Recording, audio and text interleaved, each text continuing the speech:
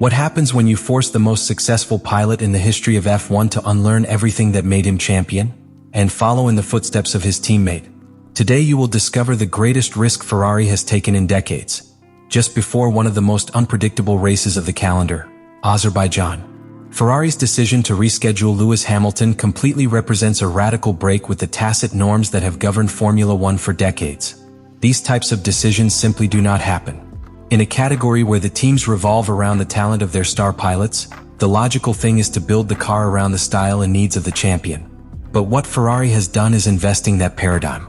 Instead of adapting the car to Hamilton, he has forced Hamilton to adapt to the car. And yet Hamilton has accepted. Not because he has no pride, but because he understands the magnitude of what is being tried.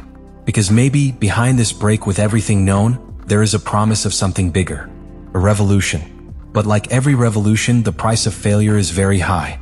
If this does not work, if this attempt at total reprogramming falls in full season, not only will the Ferrari championship compromise, it could hurt, perhaps forever, the last great stage of the career of a legend. Just before the Azerbaijan Grand Prix, one of the most implacable calendar tracks, this transformation is still underway. Hamilton does not reach 100% adapted. The process is incomplete. But lines have already crossed that have no turning back. And with the narrow asphalt of Baku waiting for it, there is no more margin for trial and error. Now the risk is real. Now Ferrari's bet faces his first great test. And there is no security network. This extreme sensitivity not only requires millimeter precision, but also an almost instinctive reading of how the car behaves at every moment. The pilot cannot trust that the car will provide progressive feedback as with other monoplays. Here, errors do not feel like warnings. They feel like lashes. Feedback is abrupt, almost wild. It is not a car that leaves driving. It is a car that imposes its conditions. Another of the elements that make SF25 an indomitable creature is its rear vertical rigidity. The posterior axis is so hard that it eliminates virtually any possibility of progressive damping. Where other cars allow some flexibility in the way they react to potholes or lateral transfers, the SF25 responds immediately, without softening the impact. This implies that the aerodynamic behavior of the rear becomes extremely dependent on external factors such as tire pressure, axles alignment, asphalt temperature, or even environmental humidity. Small changes that for other cars are insignificant, in SF25 can completely unbalance the platform. To counteract this, Ferrari engineers have had to enter an extreme technical territory. They play with parameters such as the changer and the convergence of the rear wheels and configurations that touch the limits of the technical regulations. And yet, each circuit represents a different threat to the stability of the car. Because what works at average temperatures can become unusable with just a couple of degrees of variation in the environment. The SF25 is a very high complexity engineering work, but it is also fragile. Not in its construction, but in its operational coherence. And it is precisely this combination between structural genius and absolute demand that makes the SF25 a beast that, if it is possible to dominate, can be unstoppable. But if it is not understood perfectly, if you try to tame by force or under driving styles that are not designed for it, it becomes an unpredictable car, almost treacherous. Do not forgive mistakes. It is not fooled by instinct. Forces each pilot to operate at a total technical awareness level, back after return, curve after curve. For Hamilton, this represents a capital challenge. But for Ferrari, this philosophy encloses a deep belief that building the ideal car for a single pilot line, the Leclerc, is more efficient than designing a versatile platform. In theory, that bet has logic. But in practice, this conceptual rigidity can also be the Achilles heel of its season. Because in a modern Formula One that requires real-time adaptability, the SF25 has become the car that only works if everything around it, from the weather to the pilot, operates perfectly. And that, in a 20 racing championship, is an expectation as ambitious as dangerous. The question that this act is going through as a tension line is brutal in its honesty. Is Lewis Hamilton transforming into a new pilot, or is it being systematically annulled by the machine that must drive? Because what Ferrari has demanded is not simply a change of technical approach. It is a redefinition of his identity as a pilot. And not any identity. We talk about the most successful driving style of the hybrid era. An approach that not only led him to win 7 world championships, but molded a whole generation of pilots who learned to see in him the efficiency model under pressure.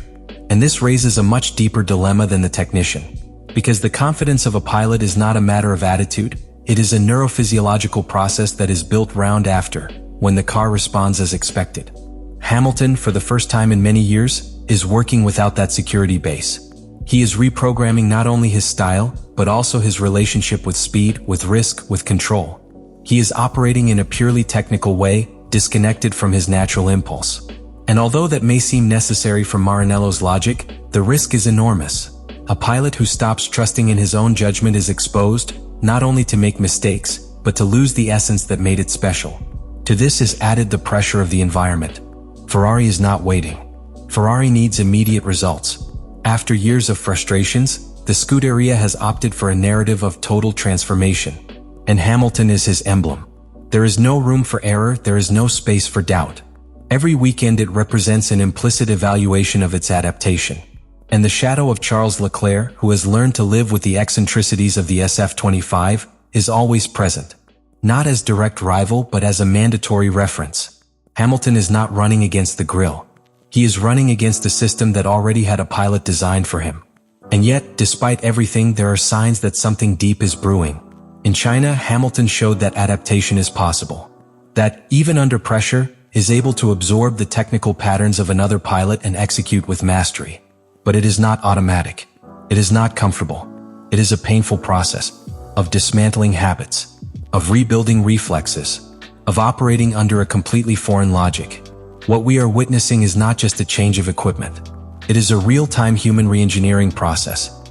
A man who is trying to become something different to continue competing on top.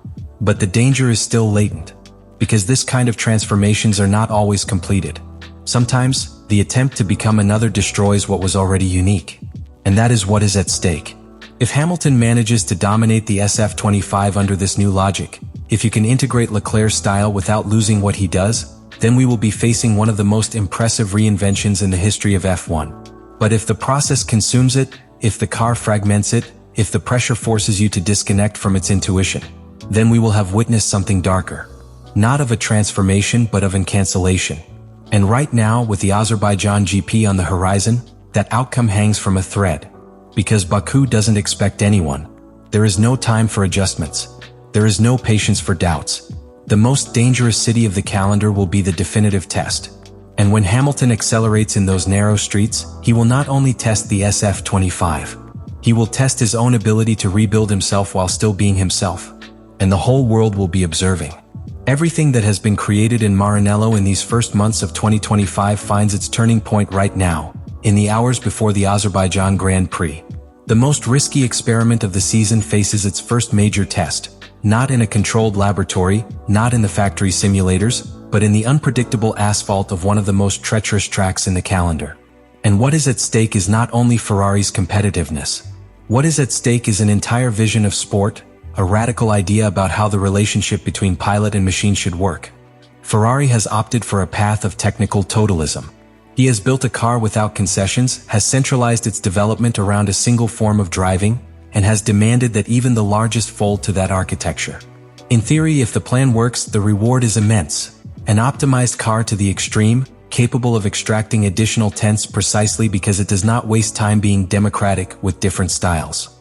But that same model contains his own condemnation. If the pilot fails to synchronize, if the minimum mismatch becomes disconnection, the punishment is instantaneous, and the potential of the car becomes a trap. Azerbaijan, with its fast and closed curves, is not a circuit that forgives indecisions. The SF25, which has already shown not tolerate margin of error, now faces the challenge of operating in an environment where each wall is centimeters, where each entrance to curve demands courage, and where any loss of traction can end up abandoned. There is no space for a pilot in an adaptation phase. Or you are within the rhythm or you are out of the race. And that places Hamilton in a maximum tension position. It must perfectly execute a style that still does not belong at all. On the contrary, if the experiment collapses in Baku, if the car becomes ungovernable in its hands, the damage will be deep. For Ferrari, it will mean that its commitment to conceptual inflexibility has failed. That a car cannot be designed around a single approach and then expect all talents to fold without cost. For Hamilton, it will mean that the sacrifice was not worth it. That everything that left his style, his intuition, his essence was not enough to integrate into a system that already had an owner. And the most dramatic thing is that both are possible. Ferrari can be glorious or tragic. Hamilton can emerge as the total pilot or get caught in a foreign identity. Baku will decide what story will be told in the future. And when the lights go out and the roar of the engines floods the streets, we will not be seeing only one race.